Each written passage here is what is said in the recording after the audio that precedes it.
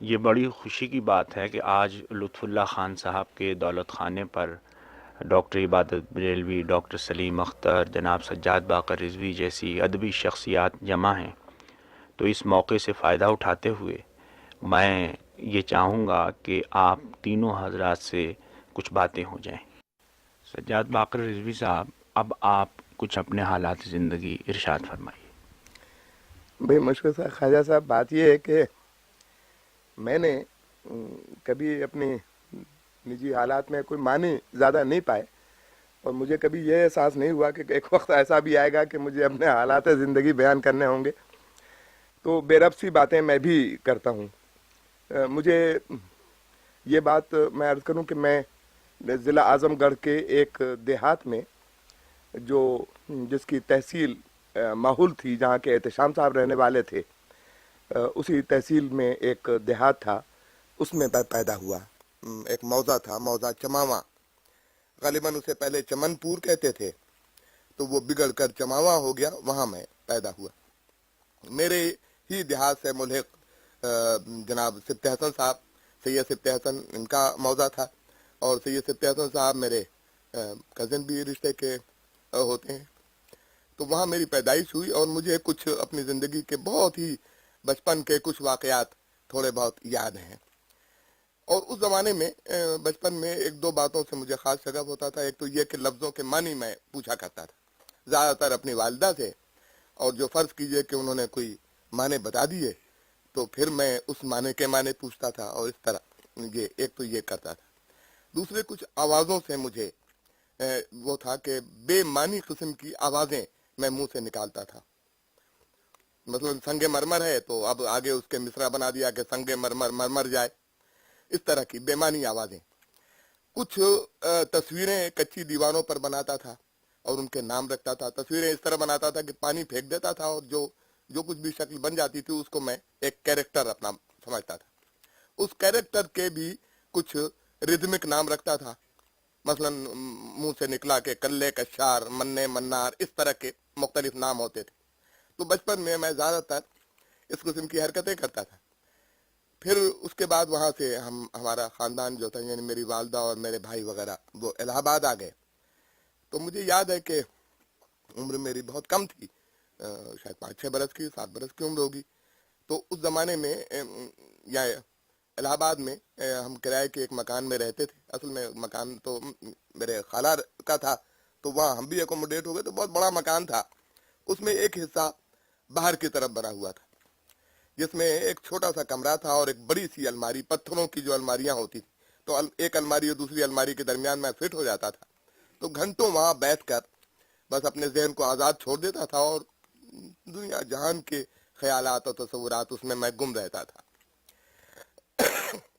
اور اپنے آپ میں گم رہنا اتنا زیادہ شدید میرے اندر تھا کہ میں جب لاہور بھی آ گیا، یہ بات 1956 کی ہے، اور 5-6 برس کے بعد ایک صاحب نے مجھے یہ کہا کہ وہ فلاں دکان جو ہے وہ فضل دین بلڈنگ کے پاس ہے۔ اس راستے پر میں روزانہ صبح اور شام چلتا تھا، لیکن مجھے یہ پتا نہیں تھا کہ فضل دین بلڈنگ کہاں ہے۔ بہرحال یہ میری ایک اس طرح کی بات تھی کہ اندر ہی اپنے رہتا تھا، اور بہت ساری، اس لیے ابھی تک زیادہ تر راستے مجھے سمجھ میں نہیں آتے۔ تو خیر، وہ جب ہم الہ آباد آئے تو وہاں مجھے بھی پڑھنے کا شوق تھا، تو کچھ ویسے گھر پر مثلا قرآن شریف تھوڑا سا والدہ سے پڑھا تھا، کچھ یہ تھوڑی سی فارسی وارسی، کریمہ و بخشائے برحال ماں، یہ گلستان کی چند حکایتیں، اور یہ اردو تھوڑی سی۔ اچھا، شوق بہت تھا، جو کتاب بھی ملتی تھی بس پڑھتا رہتا تھا۔ تو میرا خیال ہے کہ 2-3 مہینے باقی تھے، تو میں نے دوسرے درجے میں اپنا نام لکھا کر اور امتحان دے دیا، وہ پاس ہو گیا۔ اور شاید 1-2 سال وہاں میونسپلٹی کا اسکول تھا، ٹاٹ پر وہاں پڑھائی ہوتی تھی، تو وہ 1-2 سال وہاں میں نے پڑھا۔ اس کے بعد میرے بڑے بھائی نے انگریزی اسکول میں میرا نام 7ویں جماعت میں لکھا دیا۔ تو حساب وغیرہ تو ٹھیک ہے، اردو اسکولوں میں زیادہ ہوتا تھا، لیکن کچھ انگریزی انہوں نے گرمیوں کی چھٹیوں میں مار کے پڑھائی۔ مجھے یاد ہے کہ ڈیورنگ کا تلفظ جو ہے وہ ہمیشہ میں ڈرلنگ کرتا تھا، خود جانے کیوں، اور اس پر بہت مار کھایا کرتا ہے۔ 7ویں درجے میں نام لکھا دیا، تو وہ 7واں اور 8واں آٹھویں یہ دو درجے جماعتیں یہ میں نے پڑھی. نویں جماعت میں جب میں پہنچا تو نویں جماعت میں صرف میں نے 15 دن تعلیم حاصل کی. اور اس میں ایک خاص بات یہ ہے کہ 7ویں جماعت میں میرے پاس فارسی تھی اور ایک سراج الحق مچھلی شہری صاحب کے جن کے مضامین وغیرہ ہیں اصغر گوبھی پر اور مختلف چیزوں پر. اور سراج الحق مچھلی شہری کے چھوٹے بھائی مولوی عبدالحق صاحب یہ میرے استاد تھے اس اسکول میں. تو میں نے ایک ایگریکلچر کا سبجیکٹ نیا وہاں انٹروڈیوس ہوا تھا اسکول میں. تو میں نے کہا کہ میں ایگریکلچر پڑھوں گا اور کچھ کھرپی ارپی لے کر میں کھود وود رہا تھا اور کچھ وہ جو پریکٹیکل تھا اس کا کر رہا تھا کہ کسی نے میرا کان پیچھے سے پکڑا اٹھایا مجھے کان سے اور کہا حرام زادے سید زادے چماروں کا کام نہیں کرتے, چلو کلاس میں. اور مجھے اپنی کلاس میں لے گئے. مولوی صاحب کی تعریف میں صرف اتنی کر سکتا ہوں کہ جتنی فارسی انہوں نے پڑھائی تھی بقیہ کام میں نے, یعنی میٹرک میں میرے پاس فارسی تھی تو اسی سے مجھے کام اب تک بھی, یعنی جو اقبال کو میں پڑھ لیتا ہوں یا تھوڑا بہت حافظ پڑھ لیتا ہوں یا تو وہ سارا بس مولوی صاحب نے جتنی فارسی 7ویں 8ویں جماعت میں پڑھا دی تھی اسی سے کام اب تک نکال رہا ہوں. تو وہ لوگ عجیب و غریب لوگ ہوتے تھے اور ان کے تعلیم کے عجیب و غریب طریقے ہوتے تھے. تو بہرحال اس کے بعد میرا نام کٹ گیا اور پڑھائی سے ظاہر ہے کہ میں کوئی دلچسپی نہیں رہی, گھومتا پھرتا تھا. نام اس لیے کٹا کہ میں فیس نہیں دے سکتا تھا. جب 10ویں جماعت کا امتحان کا زمانہ قریب آیا اور چند ماہ رہ گئے تو یہ میرا خیال ہے کہ اکتوبر کا وقت تھا, شاید اکتوبر نومبر کا. تو وہ میں نے اپنے بھائی سے کہا کہ صاحب میں پرائیویٹلی امتحان دینا چاہتا ہوں. تو انہوں نے فارم وارم لا کے دیا مجھے. اس زمانے میں کوئی 20-21 روپے فیس, 20 روپے فیس ہوتی تھی. وہ میں نے کسی سے قرض حاصل کیا اور وہ امتحان کا یعنی امتحان میں نے دے دیا پرائیویٹلی. یو پی بورڈ سے وہ خیر پاس ہو گیا. جب میں امتحان یہ میٹرک کا امتحان پاس کر چکا تو پھر بھی یعنی کالج میں ایڈمیشن کے لیے میرے پاس وہ نہیں تھی سکت. تو خیر ایک سال یعنی سن 42 میں نے میٹرک کا امتحان پاس کیا. اور وہاں جو شرط ہوتی تھی کہ جو آدمی میٹرک کا امتحان دے گا اس کے اکتوبر کو, پہلی اکتوبر کو 12 یا 5 اکتوبر کو یا 8 اکتوبر کو, کوئی ایسی اکتوبر کی تاریخ تھی کہ اس کی 12 سال عمر پوری ہونی چاہیے. تو یہ شرط میں پوری نہیں کر سکتا تھا, لہٰذا میں نے کچھ اپنی ایک سال 1.5 سال عمر بڑھا کر وہ لکھوائی. اور خیر تو اس طرح یعنی میری تاریخ پیدائش جو ہے وہ 4 اکتوبر 1928 بنتی ہے. تو میں نے میٹرک کا امتحان پاس کیا. اس کے بعد پھر بھی 1 سال تقریباً گزرا کہ مجھے نوکری کی ضرورت پڑی. یعنی مجھے میرے بڑے بھائی گھر چھوڑ کے کہیں چلے گئے اور یہ حالات اس طرح کے ہوئے کہ مجھے نوکری کرنی پڑی. تو میں اپنے والد صاحب قبلہ کی شیروانی پہن کر جس کی آستین میں موڑ لیا کرتا تھا تو دفتروں میں گھومتا تھا اور کچھ میں نے انگریزی کے وہ بنا لیے تھے جملے اور ان کا کہ اگر وہ یہ سوال کرے تو میں یہ جملہ کہوں گا یا اس سے جا کر اپنے کو جب انٹروڈیوس کروں گا تو یہ کہوں گا کہ sir my name is Sajjad Baqir Rizvi and I am a matriculate. اس طرح سے اور اس کو یاد کر لیا تھا. ایک صاحب سے اتفاق سے جب میں ایک صاحب کے پاس پہنچا تو وہ ایک کانپور میں اس زمانے میں رہائش کانپور میں تھی. انور گنج ایک محلہ تھا اور اس زمانے میں اے آر پی کا سارا ڈپارٹمنٹ جو تھا وہ ریشننگ ڈپارٹمنٹ میں تبدیل کر دیا گیا تھا. لہذا ایک مجسٹریٹ جو تھا ایک ایریا کا ریشننگ افسر ہوتا تھا. اتفاق سے میں جس مجسٹریٹ کے پاس پہنچا وہ بعد میں مجھے پتہ چلا کہ وہ بھی بہت باذوق آدمی تھے اور اردو میں نے ان کے کچھ مضامین مثلا اصغر پر ایک مضمون میں نے ان کا دیکھا اور ان کا نام تھا مظہر عزیز MA LLB اور علی گڑھ کے دودھ پور علی گڑھ یہ ان کا پتہ تھا. تو مظہر عزیز صاحب ایریا ریشننگ افسر تھے. میں ان کے پاس پہنچا, انگریزی بولی, وہ خوش ہو گئے اور انہوں نے مجھے جونیئر کلرک اپنے ریشننگ آفس میں ملازم رکھ دیا. خیر وہ اس زمانے میں مجھے یہ بھی نہیں آتا تھا کہ بھئی کام کیسے کرتے ہیں, تو رجسٹر پر دستخطیں کرتا تھا, گڑبڑ کرتا تھا اس طرح کی. تو خیر وہاں کام میں کرتا تھا اور یہ پتہ نہیں تھا کہ ذاتی خطوط میں اور دفتر کے خطوط میں فرق کیا ہوتا ہے. لہذا مجھے یاد ہے کہ میں نے مرزا یگانہ چنگیزی کا ایک خط مظہر عزیز صاحب کے پاس آیا, وہ ذاتی خط تھا, وہ میں نے پھاڑ لیا. جب میں نے اس میں مرزا یگانہ چنگیزی صاحب کا نیچے نام دیکھا اور کچھ ادب کی باتیں, تو میں بڑا ڈرا اور خط میں جلدی سے رکھ کر میں نے لے گیا اپنے ہیڈ کلارک کے پاس. میں نے کہا مجھ سے یہ غلطی ہو گئی ہے اور آپ مجھے معاف کریں اور یہ صاحب بہادر کو پہنچا دیں. خیر کچھ لوگوں نے وہاں گڑبڑ کی تھی جس کی وجہ سے, اور یعنی وہ بہت سا اے آر پی کا سامان غائب تھا, شارٹیج تھی. تو ہمارے ہیڈ کلرک صاحب نے ترکیب یہ کی کہ 7 دن کی چھٹی لی اور تمام کلرکوں کو چھوڑ کر چارج مجھے دے دیا. تو میں بڑا بھولا سیدھا ہوتا تھا, بچہ ہی تھا بالکل. خیر میں نے چارج لے لیا ان سے, اور جب وہ واپس آئے تو ظاہر ہے کہ وہ سارا سامان جو غائب ہوا تھا وہ میرے کھاتے میں ڈالا گیا. خیر انہوں نے مجھے یہ کہا کہ مجھے سروس سے ڈسچارج کر دیا مظہر عزیز صاحب نے. پھر میں الہ آباد آ گیا. یہاں میں نے سینٹرل آرڈننس ڈپو میں ایک نوکری کی, لوور ڈویژن کلرک کی. خیر 6 مہینے میں ترقی کر کے وہ کچھ سپروائزر وغیرہ قسم کی چیز میں ہو گیا. کوئی 150 پونے 200 روپے تنخواہ ملتی تھی. وہاں پر مجھے یہ میں نے کچھ محنت کی تھوڑی سی, اور انٹرمیڈیٹ کا امتحان میں نے پھر 1946 میں پاس کیا. وہاں سے 1947 میں جیسے تمام مسلمان لوگ نکالے جا رہے تھے نوکریوں سے, وہ ملازمت بھی بالکل غیر مستقل قسم کی تھی.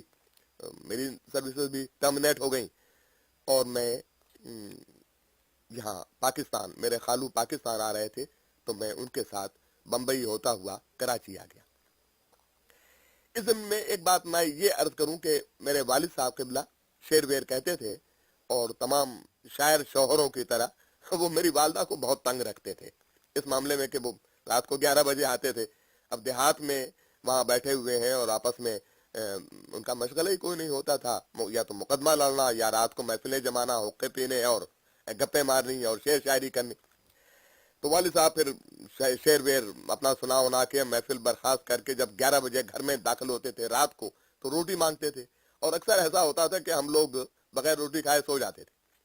پھر وہ اپنے کسی ملازم کو آواز دیتے تھے اور وہ گیہوں لے جاتا تھا اور وہ 2 میل جا کر کے پسوا کے لاتا تھا. اس دوران میں ظاہر ہے کہ 1-2 بجتے تھے, اور پھر ہم 2-2:30 بجے اٹھائے جاتے تھے کہ بھئی روٹی کھا لو. تو میری والدہ نے مجھے ایک نصیحت کی تھی کہ بیٹا دنیا کا کوئی کام کر لینا, شاعری کبھی مت کرنا. اور میں نے اپنے دل میں یہ طے کیا تھا کہ شاعری میں نہیں کروں گا, لیکن مصرے موضوع کرنا یہ میری ایک عادت تھی. اور میرے بڑے بھائی بھی مجھ سے بہت معروف تھے اس معاملے میں, کیونکہ وہ جب مصرع کوئی ناموضوع ان کا ہو جاتا تھا تو والد صاحب سے بہت ڈانٹ کھاتے تھے. تو اپنی غزل یا کوئی نظم ان کو دکھانے سے پہلے وہ میرے پاس لاتے, اور میں اس مصرے کو موضوع کر دیتا تھا, تو پھر وہ والد صاحب کو دکھاتے تھے. بہرحال وہ میں نے یہ طے کیا کہ بھئی میں شعر ویر نہیں کہوں گا اور کوئی گد کا کام کروں گا جس سے کہ یعنی زندگی جو ہے کس طرح سدھرے. تو شاعری کے بارے میں میرے ذہن میں یہ تھا کہ یہ شاعر لوگ بہت بیکار ہوتے ہیں اور کوئی کام عام ڈھنگ سے نہیں کرتے. تو بچپن کی یہ جو میرے والد صاحب قبلہ کی یہ جو تصویر میرے ذہن میں تھی, اور واقعی میرے والد نے ساری زندگی کوئی کام نہیں کیا, صرف وہ اگر کوئی بات بہت فخر کے ساتھ بیان کرتے تھے تو اپنے خاندان کی رفتوں کا بیان کہ میرا خاندان ایسا ہے اور ویسا ہے. اور اس کے علاوہ انہوں نے کبھی کوئی نوکری نہیں کی. جو نوکریاں کی شروع میں پوسٹ آفس میں اس میں تو وہ 6-8 مہینے کے بعد چھوڑ دی, اور میں نے انہیں ساری زندگی بیکار ہی دیکھا. بس گھومتے پھرتے تھے, شعر ویر کہتے تھے, دوستوں یاروں کے ساتھ یعنی ان کے شعر سنتے تھے, خود سناتے تھے, اور ان کی صرف ایک ضرورت تھی کہ ان کو روٹی مل جائے, اور حقے کا تمباکو ان کا ضروری ہوتا تھا. بہرحال میں نے میری زندگی پر میرے والد کا کوئی اثر نہیں, لیکن والدہ میری ذرا سخت تھیں اور بہت سخت محاسبہ کرتی تھیں, اور بعض باتیں انہوں نے جو بتائیں تو وہ میں نے گرہ میں باندھ لی. دوسری بات یہ کہ چونکہ میں نے بہت تلخ حقیقتیں زندگی کی دیکھی, تو میں یہ سمجھتا تھا کہ کتابوں میں جو باتیں لکھی ہوئی ہوتی ہیں وہ بڑی سچی ہوتی ہیں. اگر ان کو آدمی اپنا لے, مثلا سچ بولنا یا کوئی مقولہ میں سنتا تھا کہ اگر اس پر کوئی عمل کرے تو وہ بہت کامیاب انسان ہو سکتا ہے. میں الہ آباد میں جب یہ 6ویں 7ویں 8ویں جماعت میں پڑھتا تھا تو وہاں ایک کتابوں کی دکان تھی, اور ایک مہدی علی خان صاحب تھے, وہ کتاب دکان کے مالک تھے. ان کے چھوٹے بیٹے سے میری دوستی تھی. تو मैं कभी कभी उसकी दुकान पर बैठता था, वो कबाड़ खाना अंदर से एक बहुत बड़ा था, वहां चला जाता था, वो किताबें उस कबाड़ खाने में जो होती थी वो इजाजत लेकर वो किताब ले आता था। मुझे उमर खयाम के कोई मंजूम उसकी रुबाइयात का तर्जुमा किसी साहब का मिला, तो वो और रुबाई भी और उसका तर्जुमा भी वो मैं ले आया कहीं पर। मैंने मसलन ये कोई रुबाई अगर मैं सही पढ़ रहा हूँ तो अगर मेरे जहन में सही है, ये पढ़ी थी कि जेदे कुन ओ बा मर्द में दाना बेनशी या बा सनम में लतीफ और राना बेनशी ई हर दो तोरा अगर मैसर न शवत औकात मकुन जाया तनहा बेनशी। तो इस किस्म की बातें जब मैं पढ़ता था तो मैं सोचता था कि अगर इस पर अमल किया जाए तो जिंदगी के दुख जो है वो सारे दूर हो सकते हैं और आदमी कामयाब जिंदगी में हो सकता है। जो भी मेरे जहन में उस वक्त कामयाबी का तस्वुर था, या शेख सादी की कोई हिकायत पढ़ ली या किसी से कोई अच्छी बात सुन ली, तो मैं हमेशा उसे गिरा में बांधकर उसको अमली तौर पर बरतने की कोशिश करता था। अब इससे मुझे मैंने ये देखा बाद में कि शायद जिंदगी के बारे में मेरी बसीरत तो शायद बढ़ गई हो, लेकिन नुकसान बहुत हुए। और वो जो तजर्बा करना होता है ना जिंदगी का, उससे मैं कुछ खैफी रहा हमेशा। यानी ये कि हमेशा ये जरूरत महसूस की मैंने कि कोई बड़ा आदमी मुझे एडवाइस दे, या कोई किताब में कोई बात पढ़ लूं तो उसके ऊपर अमल करूं। कोई इस तरह की बात मैं समझता हूं शायद ये सलीम अख्तर साहब ज्यादा मेरी नफ्सियाती तजिया मेरा करेंगे, लेकिन मैं सिर्फ यही समझता हूं कि यही बात थी कि मैं कुछ अपने जाती तजर्बे मेरे बहुत ज्यादा नहीं है, जिंदगी ज्यादातर रूटीन की बसर करने की कोशिश। अलबत्ता ये कि पढ़ने लिखने का मुझे बचपन से बहुत शौक था और मैं उसकी तरफ, यानी यहाँ तक कि अगर मैं बस की लाइन में खड़ा होता था तो किताब निकाल कर चंद लाइनें पढ़ लेता था, और मैं समझता था कि अगर फर्ज कीजिए कि मैंने कुछ मेरी समझ में नहीं आया तो कम से कम लफ्ज तो मेरे नजर के सामने से गुजर रहे हैं। और इस तरह तो खैर यहाँ जब मैं यहाँ आया कराची तो कुछ दिनों की थोड़ी बहुत तगुदौ के बाद मुझे सबसे पहले तो कस्टम हाउस में लोअर डिवीजन क्लार्क की मुलाजमत मिली, और उसके बाद कुछ दिनों के बाद अकाउंटेंट जनरल पाकिस्तान रेवेन्यूज, ये इसका सदन में उस तरफ को दफ्तर होता था नेपियर बैरक्स में, वहां मुझे मुलाजमत मिल गई। 1948 से मैं वहां 1956 तक रहा। इस दौरान में मैंने अपने दफ्तर के अफसर आला से इजाजत लेकर कॉलेज भी ज्वाइन कर रखा था। उस जमाने में ये एक रूटीन होता था AGPR के बहुत से नौजवानों का कि वो दफ्तर में भी काम करते थे और कॉलेज में भी पढ़ते थे। हमारा कॉलेज इस्लामिया कॉलेज था। इंटरमीडिएट तो मैं करके आया था। इस्लामिया कॉलेज जब मैंने ज्वाइन किया तो ये सोचकर कि अगर मैं इसके पहले मुझे एरियर वगैरह कुछ मिले थे तो मैंने लॉ कॉलेज में SM लॉ कॉलेज में एडमिशन लिया, क्योंकि शाम की क्लासेस होती थी और मुझे बड़ा इस बात का डर रहता था कि अगर मेरी हाजिरियां कम हो जाए तो कहीं मुझे दाखिला ही मेरा न जाए, क्योंकि एक दफा मेरे बड़े भाई के साथ इलाहाबाद यूनिवर्सिटी में ये हो चुका था। लेकिन मुझे ये पता नहीं था कि यहाँ हाजिरी वाजियों का ज्यादा मसला नहीं होता। पार्टीशन हुआ था और उस वक्त बहुत से लोग आए थे और बहुत से लोग इसी तरह नौकरी करते थे, कॉलेजों में पढ़ते थे। लेकिन मैं खौफजदा आदमी चूंकि हूँ, इसलिए मैंने लॉ कॉलेज में एडमिशन लिया। इंटरमीडिएट के बाद मैंने LLB किया।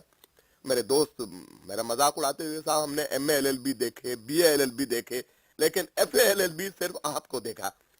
तो खैर मैं ये जताने के लिए कि साहब मैं बाकायदा ग्रेजुएट हूँ, तो मैं 1951 में मैं CSS के इम्तिहान में बैठ गया। मेरे कॉलेज के बहुत सारे एक दो उस्ताद और 2-3 MA के लड़के वो तो फेल हो गए, मैं इत्तेफाकन पास हो गया। तो लड़के भी बहुत मुझे यानी ये समझते थे कि बहुत जबरदस्त कोई चीज है कि ये पास हो गया इम्तिहान में। खैर वो ये हुआ कि वाइवा में चूंकि मैंने अपना फॉर्म AG ऑफिस के थ्रू भेजा था, उन्होंने आखिरी सवाल मुझसे ये किया कि तुम इस वक्त क्या कर रहे हो, तो मैंने कहा साहब मैं क्लार्क हूँ। तो बहरहाल 300 में से 30 नंबर मुझे वाइवा में मिले थे। तो खैर मैं फेल हो गया। लेकिन मैं तो सिर्फ दोस्तों को ये बताना चाहता था कि भाई तुम ग्रेजुएट मुझे नहीं समझते तो देखो मैं ग्रेजुएट हूँ। तो इसलिए खास तौर से फिर मैंने कोई बहुत सारे और चांसेस थे मेरे, तो मुझे शौक नहीं हुआ बैठने का इम्तिहान में। खैर आगे यानी LLB के बाद मैंने BA ऑनर्स में अंग्रेजी के एडमिशन लिया, और ऑनर्स अंग्रेजी करने का मकसद ये था कि इसके बाद मैं MA कर लूंगा। और चूंकि उस जमाने में अंग्रेजी के MA मिलते नहीं थे, अक्सर कॉलेजों में अगर जो स्टाफ भी था तो हेड ऑफ द डिपार्टमेंट से लेकर टेल ऑफ द डिपार्टमेंट तक वो 3rd क्लास थे अंग्रेजी के MA। तो मैंने सोचा कि मैं मेहनत करके 2nd क्लास ले लूं तो मुझे बगैर किसी सिफारिश के नौकरी मिल जाएगी। वरना शौक मेरा हिस्ट्री का था।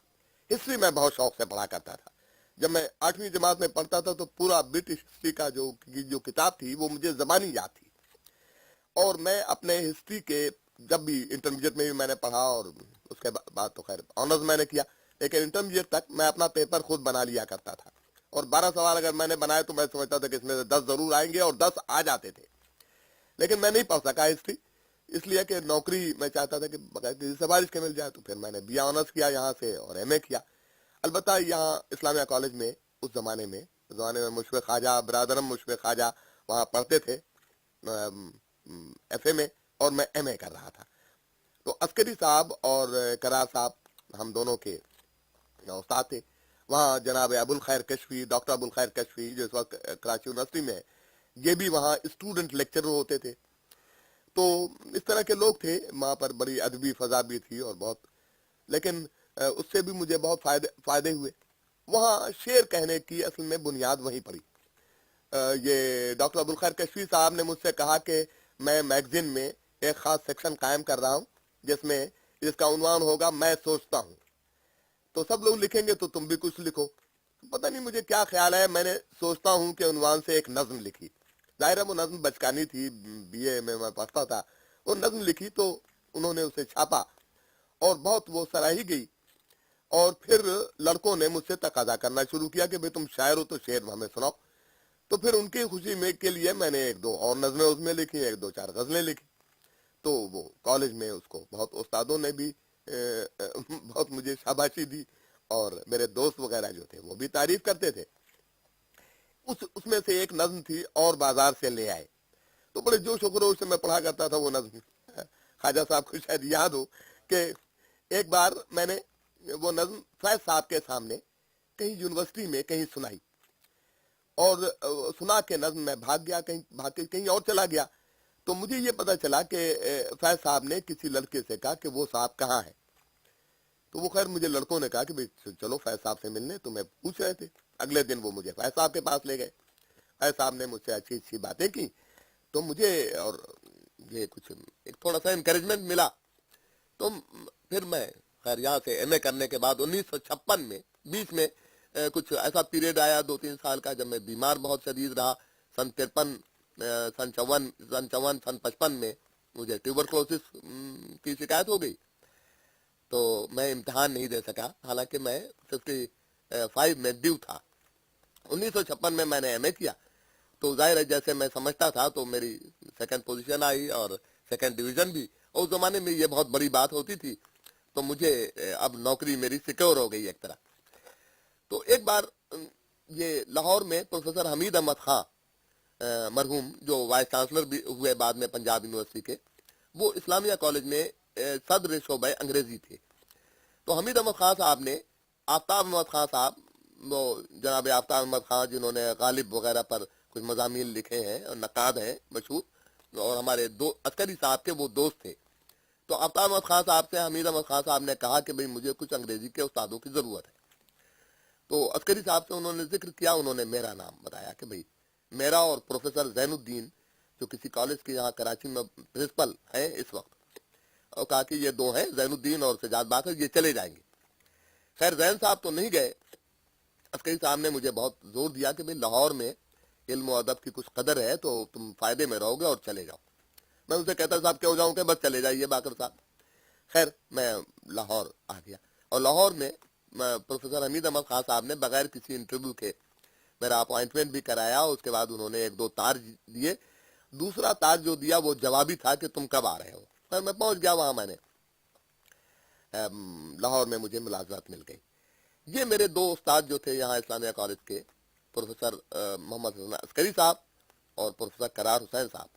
और मैं एक बात ये ज़रूर अर्ज कर देना चाहता हूँ, और कि मैं उस ज़माने में भी ये सोचा करता था कि ये लोग जो है ये कराची यूनिवर्सिटी में क्यों नहीं है, कि यहाँ क्यों है कॉलेज में। और वो कॉलेज भी उस ज़माने में नेशनलाइज कॉलेजेस वगैरह तो नहीं होते थे। वो कुरैशी साहब, AM कुरैशी साहब एक सेठ होते थे यहाँ के, जिनका तालीम का सारा कारोबार था।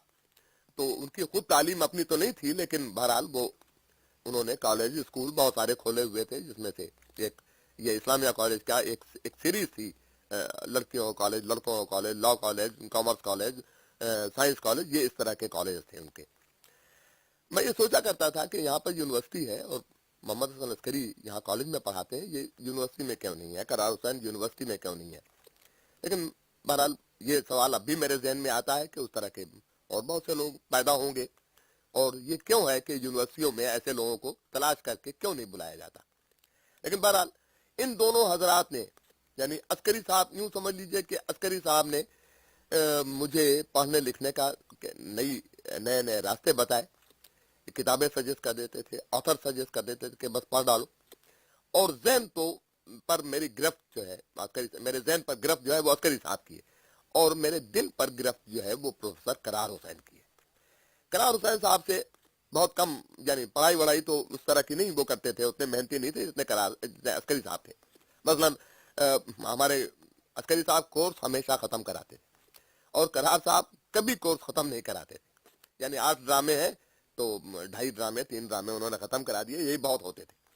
लेकिन करार साहब इंस्पायर बहुत करते थे, और लड़के और लड़कियां अक्सर को मैंने ये सुना, मैं तो खास तौर से ये करता था कि मैं उनके लेक्चर्स नोट नहीं करता था, बल्कि उसमें जो डाइग्रेशंस होती थी, इधर उधर की बातें, उर्दू शायरी पर बात निकल आई, मीर तकी मीर पर निकल आई, जिंदगी के किसी मसले पर निकल आई, वो डाइग्रेशंस मैं हमेशा अपने नोटबुक में दर्ज किया करता था। तो इन दोनों हजरात ने, इनके यूं समझ लीजिए कि इनके कदमों की खाक मैंने अपने सर पर ले ली, और मैं 2-4 लफ्ज कुछ लिखने के काबिल हुआ। मैं जब लाहौर गया तो लाहौर में ये हुआ कि अभी भी मैंने ये तय किया था कि मैं शायर नहीं बनूंगा, लेकिन हुआ ये कि एक 2 हादसात वहां हुए। एक तो रिसाला सहीफा जनाब आबिद अली आबिद की अदारत में निकला, और दूसरा रिसाला लैलो नहार, वो ये निकालते थे सैयद सिफ्ते हसन साहब। एक बार अस्करी साहब आए लाहौर और कहने लगे कि चलो भाई बाकर यहूदी की ईसाई का खाना खाएंगे, और यहूदी का खाना खाएंगे और ईसाई की चाय पिएंगे। तो मैंने टांगा तो कर लिया, मैंने कहा साहब इसके जुमले के माने तो बता दें।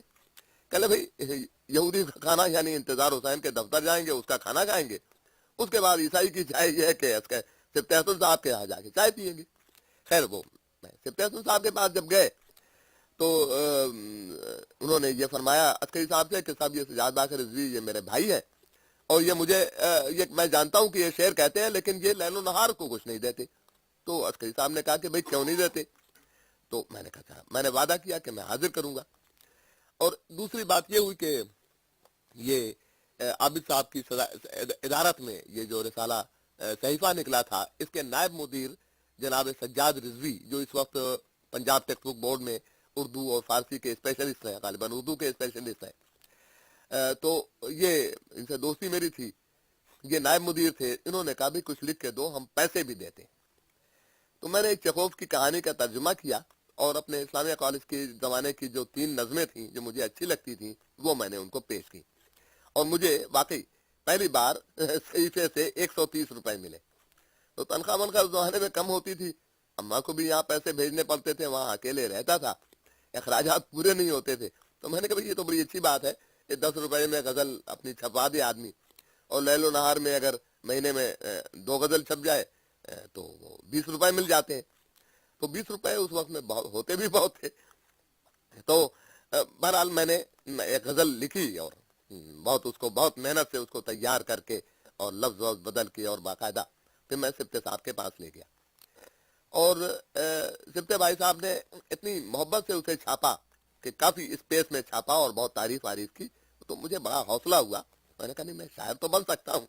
उसके बाद दूसरी तीसरी और 10-12 जब गज़लें मैंने कह ली, मुख्तलिफ रसालों में छपी, तो फिर मुझे कुछ ये गुमान होने लगा कि मैं भी शायर हूँ। यकीन तो अब भी नहीं है, ये मुशफ़िक़ ख्वाजा साहब कहते हैं कि मैं शायर हूँ, लेकिन खुदा की कसम मुझे यकीन नहीं है कि मैं काम के शेर कहता हूँ या वाकई शायर यानी कहलाने का मुस्तहिक हूँ, ये यकीन नहीं है।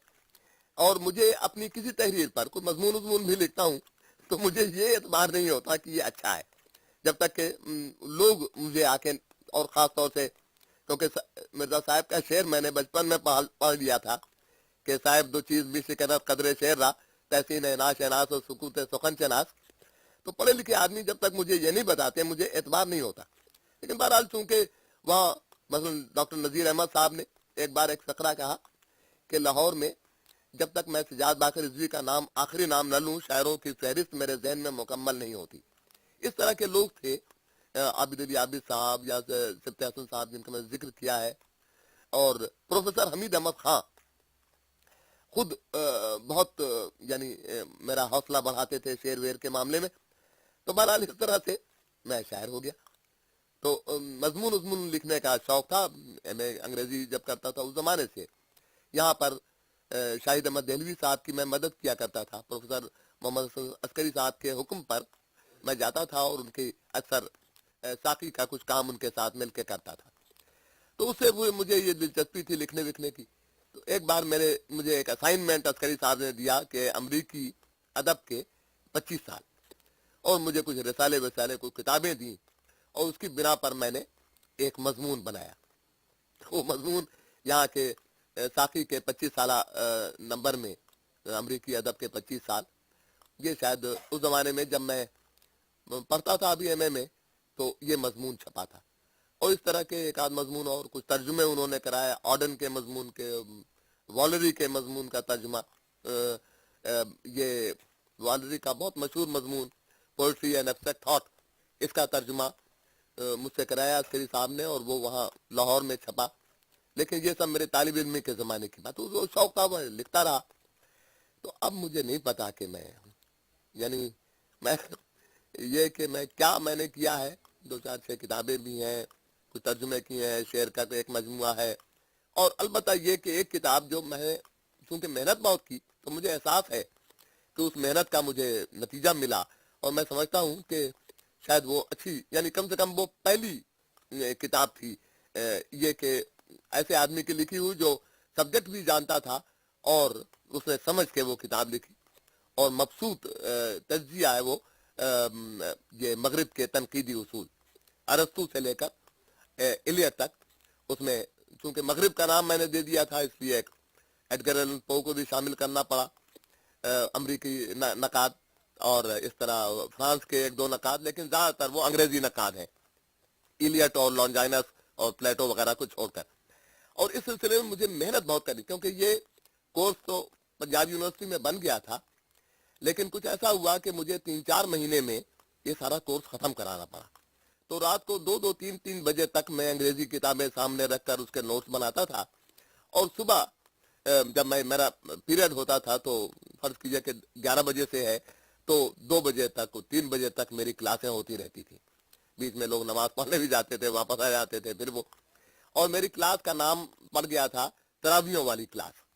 اس کی وجہ سے کتاب تو کوئی نہیں تھی, اور بعض پتہ نہیں یہ میری خود سمجھ میں نہیں آتا کہ لڑکے اتنی دلچسپی کیوں لیتے تھے. شاید اس لیے کہ نئی باتیں ہوتی تھیں تو وہ دلچسپی لیتے ہوں, لیکن اس سے میری کتاب بن گئی. تو یہ محنت سے کتاب لکھی.